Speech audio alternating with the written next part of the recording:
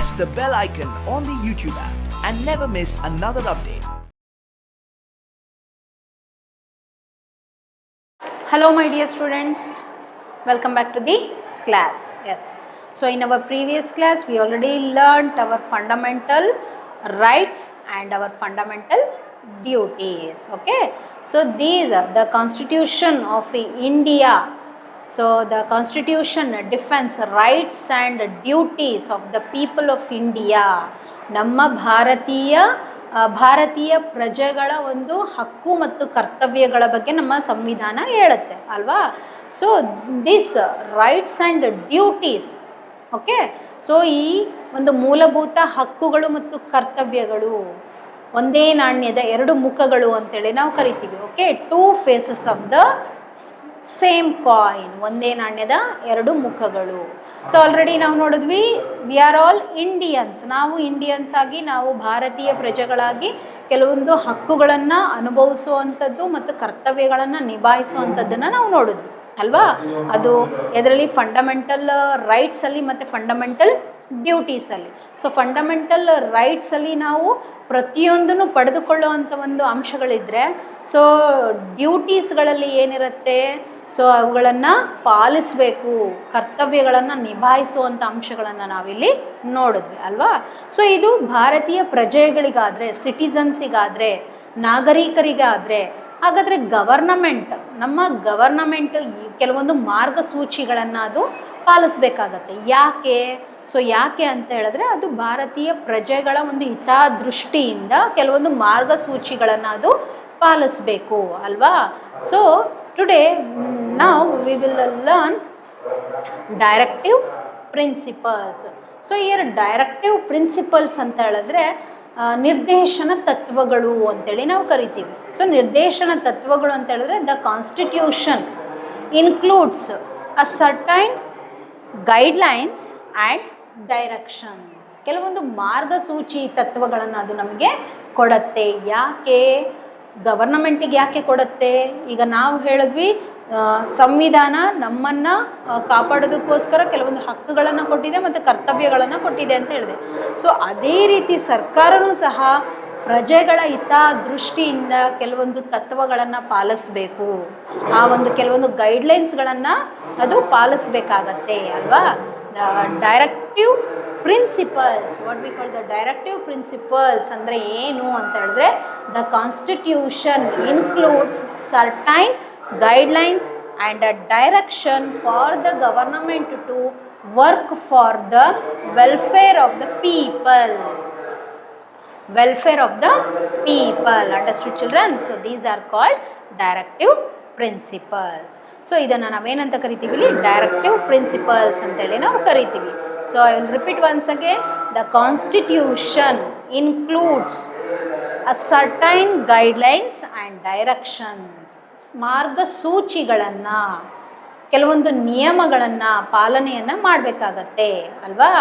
So for the government to work for the welfare of the people. ಯಾರ ಹಿತದೃಷ್ಟಿಯಿಂದ?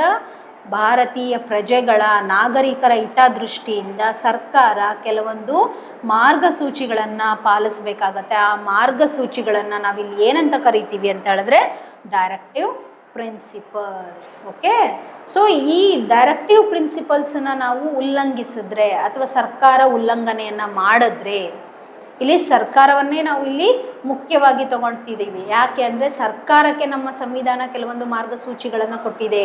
So ಪ್ರಜೆಗಳನ್ನು ಮಾರ್ಗಸೂಚಿಗಳು ಅಂದರೆ ಪ್ರಜೆಗಳ ಹಿತದೃಷ್ಟಿಯಿಂದ ಆ ಮಾರ್ಗಸೂಚಿಗಳನ್ನು ಪಾಲಿಸಲೇಬೇಕು ಸರ್ಕಾರ, government. Okay, so if the violated, the ಉಲ್ಲಂಘನೆ ಆದರೆ, ಸರ್ಕಾರ ಅದನ್ನು ಉಲ್ಲಂಘಿಸಿದ್ರೆ, ಸೊ ಆವಾಗ ಏನು ಮಾಡ್ಬೋದು? Citizens can go to the court. So ಯಾಕೆ? ಅದನ್ನು ಪರಿಹರಿಸ್ಕೊಳ್ಳೋದಕ್ಕೆ ರೆಮಿಡೀಸ್ ಅಂತೇಳಿ ನಾವು ಕರಿತೀವಲ್ವಾ. So some important directive principles are. Understood children? Yes, directive principles ಅಂತ ಹೇಳಿದ್ರೆ, directive principles like a constitutions includes certain guidelines and a direction to the government for the government to work for the welfare of the people. So these are called directive principles. Understood children? Yes, ಇದು ಸರ್ಕಾರ ಉಲ್ಲಂಘನೆಯನ್ನು ಮಾಡಲ್ಲ. ಅಕಸ್ಮಾತ್ ಮಾಡಿದ್ರೆ, so ಒಂದು ಪಕ್ಷದಲ್ಲಿ ಅದು ಮಾಡಿದ್ರೆ, so ನಾವಾಗಿರುವಂಥ ನಾವು ನಾಗರಿಕರುಗಳು ನಾವು ಒಂದು ನ್ಯಾಯಾಲಯದ ಮೊರೆಯನ್ನು ನಾವು ಹೋಗ್ಬೋದು. Understood children? Yes, those are directive principles are first one to provide work for all men and women. So first one, to provide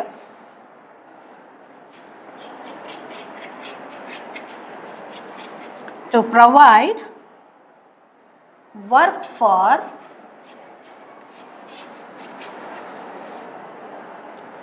all men and women.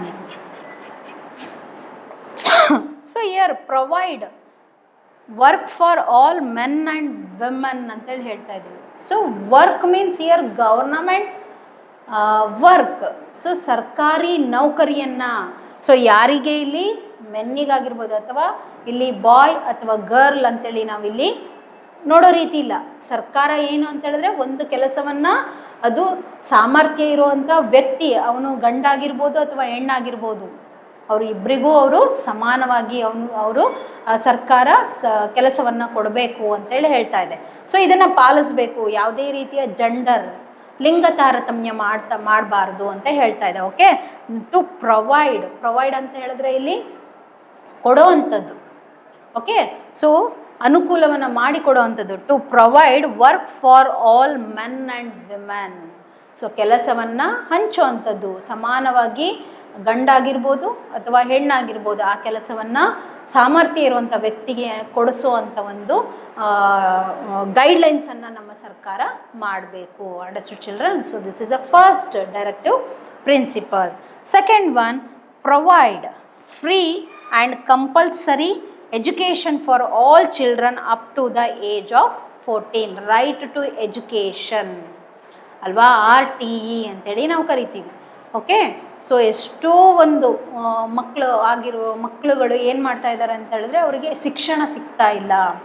ಅದು ಉದ್ದೇಶ ಏನಾಗಿರ್ಬೋದು, ಅವರು ಬಡತನದಲ್ಲಿರ್ಬೋದು, ಅಥವಾ ಅವರಿಗೆ ಒಂದು ಸಾರಿಗೆ ಸಂಪರ್ಕ ಸಿಗದೇ ಇರ್ಬೋದು, ಅಥವಾ ಅವರುಗಳಿಗೆ ಆ ಒಂದು ಜ್ಞಾನ ಇಲ್ಲದೆ ಇರ್ಬೋದು, ನಾವು ಶಿಕ್ಷಣವನ್ನು ಪಡಿಬೇಕು ಅನ್ನೋ ಒಂದು ಜ್ಞಾನ ಇಲ್ಲದೇ ಇರ್ಬೋದು. ಇಂಥ ಒಂದು ಸಂದರ್ಭಗಳನ್ನು ಹುಡುಕಿ ನಮ್ಮ ಸರ್ಕಾರ ಅಂಥ ಒಂದು ಮಕ್ಕಳಿಗೆ ಅಂಥ ಒಂದು ಸಮಯವನ್ನು ಏನು ಮಾಡಬೇಕು, ಶಿಕ್ಷಣವನ್ನು ಕೊಡೋ ಅಂಥದ್ದು. ಅಪ್ ಟು 14 years, 14 ವರ್ಷದ ಎಲ್ಲ ಮಕ್ಕಳಿಗೂ ಏನು ಶಿಕ್ಷಣವನ್ನು ಕಡ್ಡಾಯವಾಗಿ ಕೊಡಿಸೋವಂಥ ಒಂದು ನೀತಿ ಎದರಲ್ಲಿದೆ ಅಂತ ಹೇಳಿದ್ರೆ directive principles. Understood? Second one,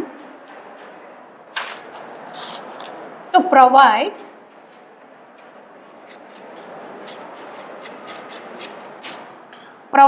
free, ಉಚಿತ, free and compulsory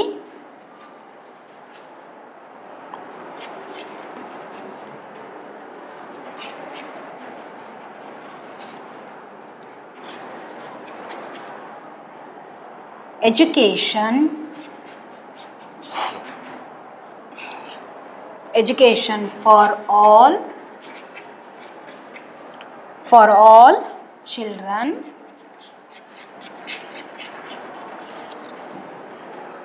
up to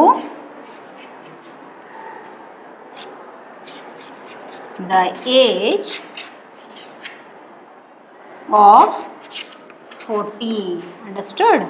so to provide ಕೊಡೋ ಅಂಥದ್ದು, ಟು ಪ್ರೊವೈಡ್ ಫ್ರೀ, ಉಚಿತ, ಹಾಗೂ ಕಂಪಲ್ಸರಿ, ಕಡ್ಡಾಯ ಶಿಕ್ಷಣವನ್ನು.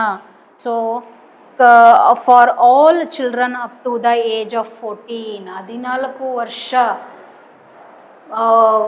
14 ವರ್ಷ ಅಂದರೆ ರೈಟ್ ಟು ಎಜುಕೇಷನ್. ಸೊ 14 ವರ್ಷ ತುಂಬುವವರೆಗೂ ಆ ಒಂದು ಮಗುವಿಗೆ ಸೊ ಫ್ರೀ, ಉಚಿತ ಹಾಗೂ ಕಡ್ಡಾಯ ಶಿಕ್ಷಣವನ್ನು ಕೊಡಿಸೋ ಒಂದು ನೀತಿ ಯಾವುದರಲ್ಲಿದೆ ಅಂತ ಹೇಳಿದ್ರೆ directive principles. Understood children? So this is to provide free and compulsory education for all children up to the age of 14. Understood? So next one, to provide equal wages for equal work.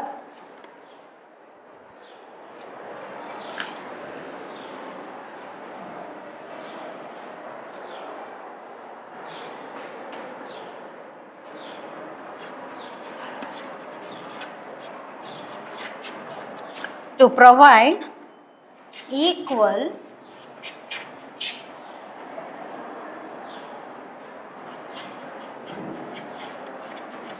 wages for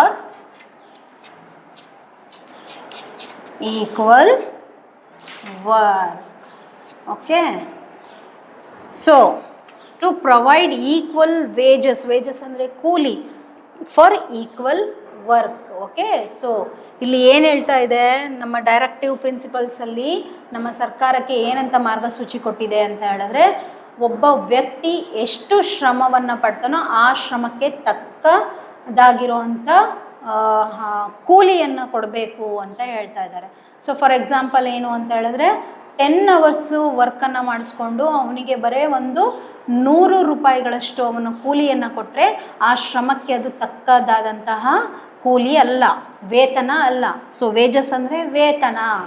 so ಇಲ್ಲಿ ಏನು ಹೇಳ್ತಾ ಇದೆ ಅಂತ ಹೇಳಿದ್ರೆ, ಒಬ್ಬ ವ್ಯಕ್ತಿ 8 ಗಂಟೆಗಳ ಕಾಲ ಕೆಲಸವನ್ನು ನಿರ್ವಹಿಸುವಂಥ ಒಂದು ಸಾಮರ್ಥ್ಯವನ್ನು ಹೊಂದಿದ್ದಾನೆ.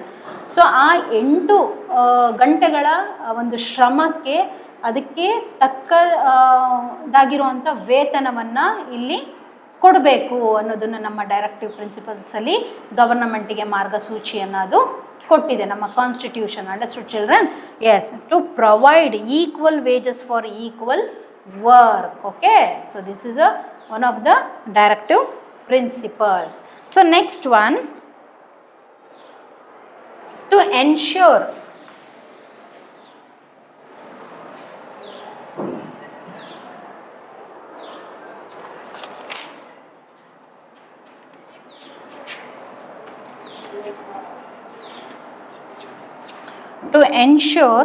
that no one exploits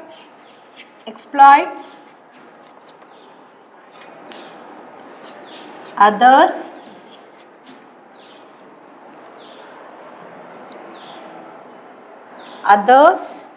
in order to become rich. Okay, to ensure ಅಂದರೆ ಭರವಸೆಯನ್ನು ಕೊಡೋದು. ಸೊ ಭರವಸೆಯನ್ನು ಹೇಳೋದು, that no one exploits others in order to become rich. ಬೇರೆಯವರನ್ನು ಶೋಷಣೆಗೆ ಗುರಿಪಡಿಸಿ ಇನ್ನೊಬ್ಬರು ಆ ಒಂದು ಅನುಕೂಲವನ್ನು ಪಡೆಯುವಂಥದ್ದು, ಆ ರೀತಿ ಆಗಬಾರ್ದು. ಓಕೆ, ಈಗ ಫಾರ್ ಎಕ್ಸಾಂಪಲ್ ಒಂದು ಸರ್ಕಾರಿ ನೌಕರಿ, ಒಬ್ಬ ಸಾಮರ್ಥ್ಯ ಇರುವಂಥ ಒಬ್ಬ ಆ ಒಂದು ಸರ್ಕಾರಿ ನೌಕರಿಯನ್ನು ತಗೊಳ್ಳೋ ಅಂಥ ಒಂದು ಸಾಮರ್ಥ್ಯ ಇರುವಂಥ ವ್ಯಕ್ತಿಯನ್ನು ಬಿಟ್ಟು ಬೇರೆಯವರಿಗೆ ಆ ಒಂದು ಕೆಲಸವನ್ನು ಕೊಟ್ಟಾಗ ಅಲ್ಲಿ ಶೋಷಣೆಗೆ ಒಳಗಾಗ್ತಾನೆ ಆ ವ್ಯಕ್ತಿ ಅಲ್ವಾ. ಸೊ ಅವನು ಅಲ್ಲಿ ಮೋಸವನ್ನು ಮಾಡ್ಕೊಳ್ಳೋ ಅಂಥ ಚಾನ್ಸಸ್ ಇರುತ್ತೆ, ಆ ವ್ಯಕ್ತಿಗೆ ಆ ಕೆಲಸ ಸಿಗೋದಿಲ್ಲ. ಸೊ ಆವಾಗ ಇಲ್ಲಿ ಏನಾಗುತ್ತೆ, ಸೊ ಇನ್ನೊಬ್ಬರ ಹಿತದೃಷ್ಟಿಯನ್ನು ನೋಡಿಬಿಟ್ಟು ನಾವು ಸಾಮರ್ಥ್ಯ ಇರೋವಂಥ ವ್ಯಕ್ತಿಗೆ ನಾವು ಶೋಷಣೆಯನ್ನು ಮಾಡಬಾರ್ದು. ಓಕೆ, ಟು ಎನ್ಶ್ಯೂರ್, ಆ ಥರ ಆಗಬಾರ್ದು. To ensure that no one exploits others in order to become rich ಅಂದರೆ ಶ್ರೀಮಂತ. ಬೇರೆಯವರನ್ನು ಶೋಷಣೆಯನ್ನು ಪಡಿಸ್ಬಿಟ್ಟು ಇನ್ನೊಬ್ಬ ವ್ಯಕ್ತಿ ಒಂದು ಅನುಕೂಲವನ್ನು ಪಡೆಯೋದು ಆಗಬಾರ್ದು. ಅದು ನಮ್ಮ ಒಂದು ಡೈರೆಕ್ಟಿವ್ ಪ್ರಿನ್ಸಿಪಲ್ಸಲ್ಲಿ ನಮ್ಮ ಗವರ್ನಮೆಂಟಿಗೆ ಒಂದು ಮಾರ್ಗಸೂಚಿಯನ್ನು ಅದು ಕೊಟ್ಟಿದೆ. Understood children? Yes. Next one,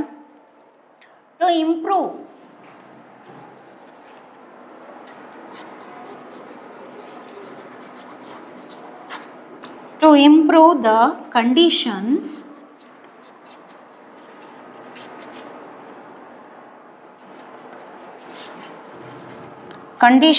of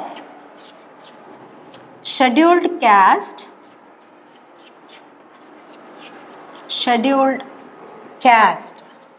so here scheduled caste means SC castes, SC ಅಂತೇಳಿ ಕರಿತೀವಿ. ಅದೇ ರೀತಿ scheduled tribes ST, scheduled tribes and weaker section minority, weaker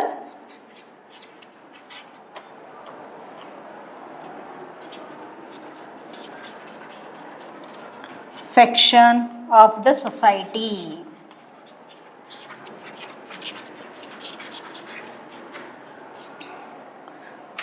So here to improve, ಅಭಿವೃದ್ಧಿಯನ್ನು ಪಡಿಸಬೇಕು, improve the conditions of scheduled castes and scheduled tribes, weakest section of the society. So dear children, in the earliest ಪೀರಿಯಡಿಂದನೂ ನಾವು ಏನು ನೋಡ್ತಾ ಇದ್ದೀವಿ, ಒಂದು ಸೊಸೈಟಿಯಲ್ಲಿ SC/ST ಅಂತ ಹೇಳಿದ್ರೆ ಅವರನ್ನು ನಾವೇನು ಮಾಡ್ತೀವಿ, ಬ್ರೋಕನ್ ಪೀಪಲ್, ಅನ್ಟಚಬಲ್ಸ್ ಅಂತೇಳಿ ನಾವು ಇಲ್ಲಿ ಟ್ರೀಟ್ ಮಾಡ್ತಾ ಇದ್ವಿ, ಅಸ್ಪೃಶ್ಯರು ಅಂತೇಳಿ. ಸೊ ಬಟ್ ಆದರೆ ನಮ್ಮ ಸಂವಿಧಾನ ಸರ್ಕಾರಕ್ಕೆ ಏನು ಹೇಳುತ್ತೆ ಅಂತ ಹೇಳಿದ್ರೆ, ಈ ಸೊಸೈಟಿಯಲ್ಲಿರುವಂಥ ಈ categories, scheduled caste, scheduled tribes ಮತ್ತು ಮೈನಾರಿಟಿ ಪೀಪಲನ್ನು ಅಭಿವೃದ್ಧಿ ಪಡಿಸಬೇಕು, ಅವರು ಎಲ್ಲ ಕ್ಷೇತ್ರಗಳಲ್ಲಿ ಇಂಪ್ರೂವ್ಮೆಂಟ್ ಆಗಬೇಕು ಅನ್ನೋದನ್ನು ಹೇಳುತ್ತೆ. Okay, so particularly SC/ST and minority, understood. So ಈ SC/ST ಮೈನಾರಿಟಿ ಅವರಿಗೆ ಏನು ಕೆಲವೊಂದು ಮೀಸಲಾತಿಗಳನ್ನು ಕೊಡ್ತಾ ಇದ್ದಾರೆ. ಸೊ ಆ ಮೀಸಲಾತಿಗಳು ಅವರಿಗೆ ಅದು ಹೋಗಿ ತಲುಪಬೇಕು, understood. So to improve the conditions of scheduled caste, scheduled tribe and weakest section of the society. Okay children, so this is all about directive principles. ಇದು ಏನು ನಮ್ಮ ಡೈರೆಕ್ಟಿವ್ ಪ್ರಿನ್ಸಿಪಲ್ಸ್ ಆಗಿದೆ. So guidelines and directions, understood children? Yes. So that's why, so our constitutions say all are equal before the law ಅಂತ ಹೇಳ್ತಾ ಇದೆ. The constitution is a document, written document ಅಂತೇಳಿ ಕರಿತೀವಿ, ಲಿಖಿತ ದಾಖಲೆ, ಲಿಖಿತ ಸಂವಿಧಾನ. In so in Indian constitution is a written constitution in the world. ನಮ್ಮ ಪ್ರಪಂಚದಾದ್ಯಂತ ನಾವು ಸಂವಿಧಾನನ ನೋಡೋದಾದರೆ ಲಿಖಿತ ರೂಪದಲ್ಲಿರೋದು ನಮ್ಮ ಭಾರತ ಸಂವಿಧಾನ ಮಾತ್ರ, ಅಂಡರ್ಸ್ಟುಡ್. ದಿಸ್ ಕಾನ್ಸ್ಟಿಟ್ಯೂಷನ್ ಏನು ಹೇಳುತ್ತೆ, ದ ಫಂಡಮೆಂಟಲ್ ರೈಟ್ಸ್ ಬಗ್ಗೆ ಹೇಳುತ್ತೆ, ಫಂಡಮೆಂಟಲ್ ಡ್ಯೂಟೀಸ್ ಬಗ್ಗೆ ಹೇಳುತ್ತೆ, ಅದೇ ರೀತಿ ಆ ಡೈರೆಕ್ಟಿವ್ ಪ್ರಿನ್ಸಿಪಲ್ಸ್ ಬಗ್ಗೆ ಹೇಳುತ್ತೆ ಅಲ್ವಾ. ಸೊ ಇದನ್ನೆಲ್ಲ ನಾವು ಯಾವ ಲೆಸನಲ್ಲಿ ನೋಡಿದ್ವಿ, so our goals, rights and duties, understood children? So this is all about the lesson, our goals, rights and duties, understood children? Yes, in the next class we will see summary of this lesson, understood? Yes, thank you.